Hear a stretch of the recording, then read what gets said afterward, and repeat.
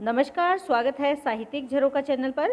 आज हम करेंगे नागमती वियोग खंड और इसी में दूसरा पद आज हम कर रहे हैं। तो आइए देखते हैं कि नागमती अपने मन के भावों को कैसे अभिव्यक्त करती हैं। वो कहती हैं कि पियू वियोग, पिया का वियोग हो गया है।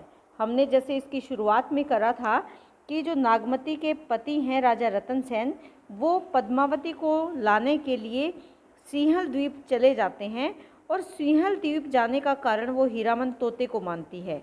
तो वो उसे प्राप्त करने के लिए व्याकुल है और अपनी दयनीय स्थिति का चित्रण यहाँ पर कर रही है कि पियू वियोग अस बाउर जियू। तो वो क्या कहती हैं कि जो मेरे प्रियतम हैं राजा रतन सेन, उनके वियोग से मैं बाउर जियो, मैं बावली सी हो गई हूँ। पपीहा तस बोले पियू पियू, और जैसे पपीहा जैसे बोलता है, क्या बोलता है, पियू पियू, वैसे ही मेरा मन भी बार बार अपने प्रियतम को पुकार रहा है। पियू पियू कहकर पुकार लगाती है वो। अधिक काम दग्धे सो रामा, और वो क्या कहती है यहाँ पर कि उस बेचारी नारी को कामदेव, कामदेव और अधिक, दग्ध का मतलब होता है जलाना, और अधिक जला रहा है, क्योंकि जो तोता है हरि जीव ले सो गए गऊ पिए नामा। तो वहाँ पर जो तोता है उसके पति के नाम पर उसका प्राण ही पियू नामा, अपने पति के नाम से हर लिया है। जीव यानी हृदय या प्राणों को किसने हर लिया है? तोते ने, क्योंकि हीरामन तोता ही राजा रतन सेन को पद्मावती के सौंदर्य के बारे में बताकर उसे अपने साथ सिंहल द्वीप ले जाता है।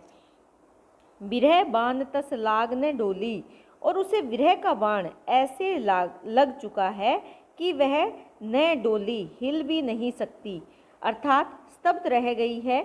रक्त पसीजी भीजी तन चोली, और उसके खून से निकलने वाला जो पसीना है, अर्थात पसीजने का मतलब भीगना, रक्त, रक्त यानी खून, खून से ही निकलने वाला जो पसीना है उससे उसका शरीर और उसके वस्त्र भी भीग गए हैं। देखिए, सामान्य शरीर पर पसीना पानी के रूप में या जल की बूंदों के रूप में निकलता है, लेकिन यहाँ पर वो रक्त के रूप में, अर्थात इतनी ज़्यादा व्याकुल है, इतनी ज़्यादा दुखी है, इतनी ज़्यादा पीड़ित है कि पसीने के रूप में जो उसका रक्त है वो भीग रहा है, वो बाहर निकल रहा है। और उससे क्या भीग रहा है? उसका शरीर और उसके वस्त्र भीग रहे हैं। सखी ही है हेरी हार मैन मारी, एक सखी, उसकी जो सखी है नागमती की, उसने उसे देखा और वो समझ गई कि वह कामदेव से मारी हुई है या कामदेव से घायल हो गई है, और अब वो हृदय से भी हार रही है। हेरी यानी देखकर, ये अर्थात हृदय से हार गई है। और उसे किसने मार दिया है? कामदेव ने उसे मार दिया है, अर्थात वो व्याकुल हो रही है, अपने पति के लिए व्याकुल हो रही है, और ऐसी अवस्था में वो अपने मन से भी हार गई है। हहरी प्राण तजे अब नारी, और अब वो हाहाकार करते हुए अपने प्राणों को त्याग रही है। तजे त्याग रही है अपने प्राणों को। नारी कौन है? नागमती। कि नागमती अब अपने प्राणों को भी त्याग रही। और ऐसा किसने देखा? उसकी सखी ने देखा कि अब वो घायल हो गई है, व्याकुल हो गई है, विरह के कारण वो अपने जीवन में हार मान चुकी है, और ऐसी अवस्था में अब वो अपने प्राणों का त्याग कर रही है और उसके मुख से हाहाकार की ध्वनि उत्पन्न हो रही है। खिन एक आव पेट में श्वासा, कि उसे खिन, खिन अर्थात क्षण में, आव आता है, पेट में श्वास, कि क्षण भर के लिए, में श्वासा यानी श्वास, क्षण भर के लिए उसे पेट में श्वास आता है। खिनई जाए सब होई निराशा, और क्षण भर में ही वो वापस चला जाता है। तब क्या होता है? उनकी सखियों में होई निराशा, निराशा होने लगती है, कि जब उसे लगता है कि इसकी सांस धीमी पड़ रही है, या उसकी ऐसी अवस्था को देखकर उनकी सखियां अब निराश होने लगी हैं। पोनू डोलावही सींचही चोला, और उनकी सखियां क्या करती है? हवा पोन यानी हवा, डोलावती यानी डालती है, करती हैं, और उसके कपड़ों को गीला करती है। सींचती मतलब गीला करना। चोला यानी उसके शरीर, क्योंकि उसका शरीर विरह की अग्नि में तप रहा है, जल रहा है, उसे शांत करने के लिए, उसे शीतलता प्रदान करने के लिए वो उसे पवन करती हैं, हवा देती हैं और उसके वस्त्रों को गीला करती हैं। पहरक समुझी नारी मुख बोला, तब कहीं पहरक एक पहर के लिए नारी यानी नागमती अपने मुख से बोलती हैं। प्राण प्यान होत के ही राखा, कि अब मेरे जो प्राण हैं ये निकलने वाले हैं। प्यान प्यान मतलब जाना, पलायन कर जाना।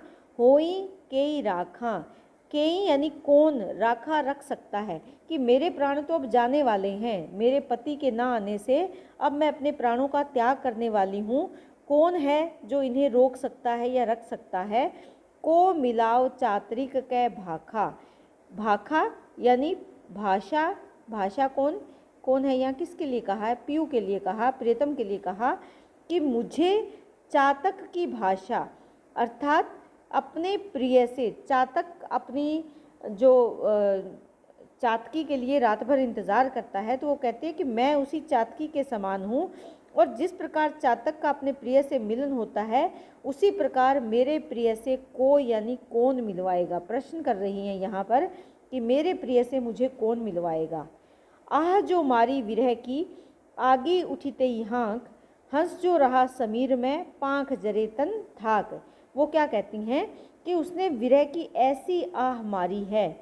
आह जो मारी विरह की, कि उसने विरह की ऐसी आह भरी है या आह मारी है कि आगी उठीते ही हाँकी, कि उसकी आवाज़ से क्या होने लगा है, आग उठने लगी है।